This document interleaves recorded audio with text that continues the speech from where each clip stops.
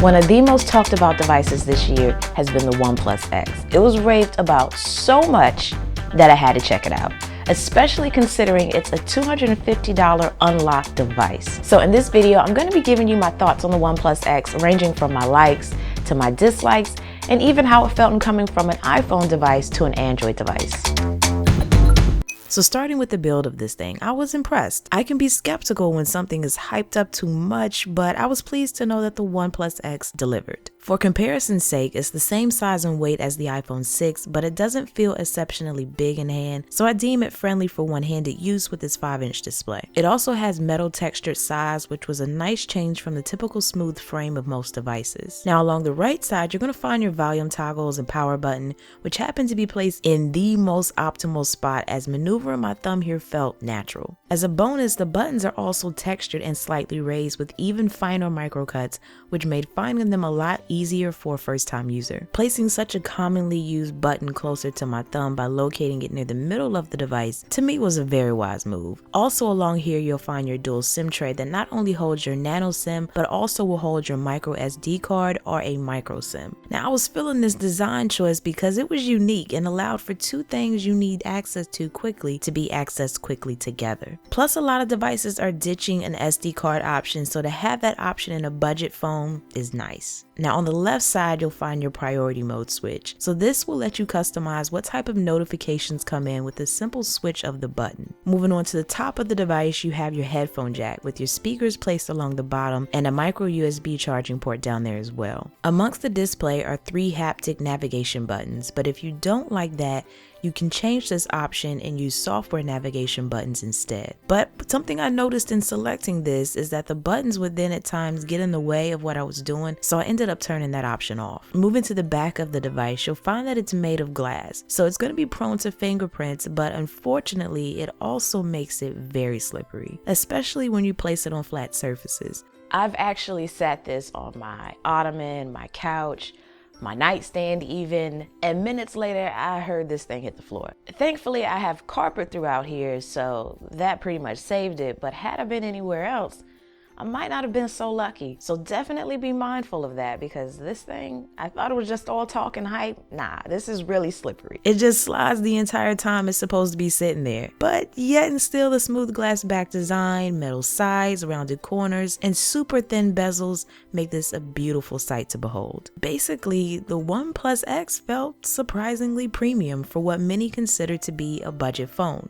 I love the fact that it's not boggled down with a lot of different design elements and, serial numbers and things like that. It's a very minimal and clean design, and that's my favorite. Some may argue that the glass design makes it prone to not only fingerprints, but cracks as well. So OnePlus seems to make effort to provide an answer to this with an included case in the package, and also the option to purchase a hard to find ceramic model of this same phone that's not only going to be a bit stronger, but also heavier and more costly. Now the case might not be the best or the most premium, but it's still a nice add-on to the phone that costs a lot less than other phones that in turn cost more and don't even include a case within the package. Now I'm sure you've noticed that I haven't mentioned or shown a fingerprint sensor, so needless to say, this phone does not include one, but do you really expect to find one on a phone that's considered budget friendly?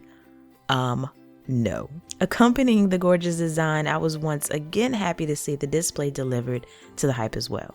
It's a 5-inch screen with an AMOLED display, so you get richer colors and deeper blacks. So I'm going to take this a step further in explaining what this means to you a bit more. You basically have pixels that are individually activated, so if something is black, then that particular pixel is turned off. This in turn creates blacks that are so dark that they create an edge-to-edge experience of whatever is displayed on the screen.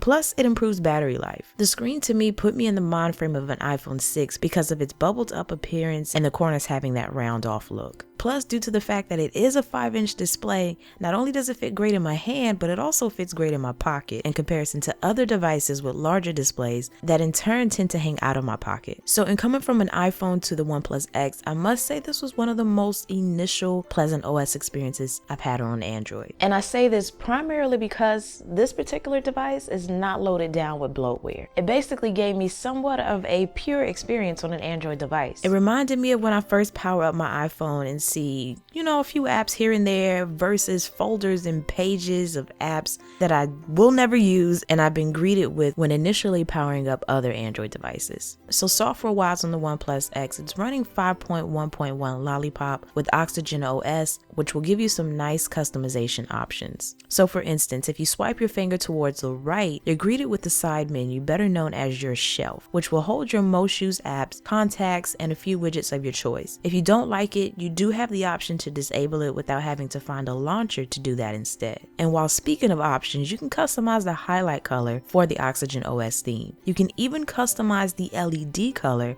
that appears in the top right corner of the device. So it takes on some marshmallow-like upgrades, such as the feature that stretches your battery life when your phone is idle. Now that alone can be very useful because it only has a 2,525 milliamp battery. So I say that to kind of give you a heads up that you definitely want to be prepared to charge this phone every night if you're a power user, and maybe even before then. And now the OnePlus X is powered by a Snapdragon 801 processor, which means for you in terms of usage, you're going to notice fairly fast speeds when browsing through things on your device, with minor stutters for more intensive things like high graphic games or a large amount of content trying to load at once, such as excessive pictures. But all in all, it's nothing too noticeable to the point that I feel this would be a deal breaker, as usage was still fluid and effective. Now, attention to all of my cell phone photographers out there. This one sadly did not deliver. The camera is a 13 megapixel shooter, but who cares about tech specs when you can't get a quality image? In optimal lighting, the camera fared well, but in low light situations,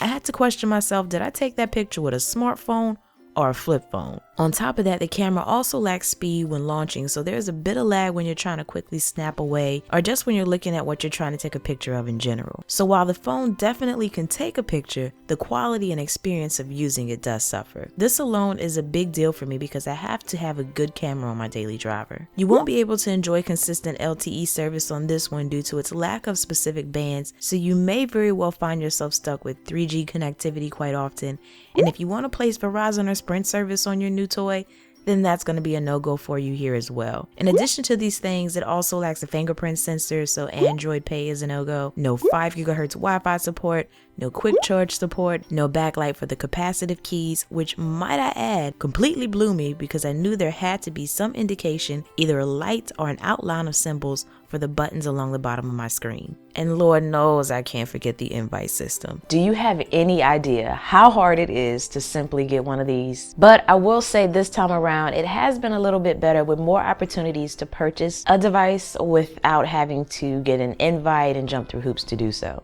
So all in all, the main thing I enjoyed about the OnePlus X is its design. It was very clean, basic almost, but yet still gave me a premium feel. While on the other hand, the thing I disliked most about it was the service options and poor camera quality. So who is this device really geared to? I will say this is a great investment for those that want a nice introductory smartphone for a reasonable price. And just think about this, with so many carriers getting rid of subsidized pricing where either you now have to buy the phone up front or you have to get a little bit more added onto your bill to basically lease a phone, this is a great option for those that just want a solid smartphone. Now granted, you lose certain features that a lot of us have grown accustomed to that come standard with a new phone, but you can't forget or deny that although this phone is new, it's still new on a budget. Therefore, certain things are going to be sacrificed, such as LTE, NFC, a fingerprint sensor, and a great camera. So if you can deal with not having those things, you definitely might want to give the OnePlus X a try. That is, if you can get your hands on an invite or swipe one up on a Tuesday. Now, considering all the things that I shared with you about this phone and things that you already may know, would you think that this phone is worthy of your $250? Drop it down below in the comments section if you do or even if you don't. But that concludes everything for this video. If you enjoyed it and you already haven't hit that like button, please go ahead and do so now. You can keep up with me on my social sites. Those will be linked down below and probably annotated in the video. And as always, thanks for taking the time out to let me tech you out.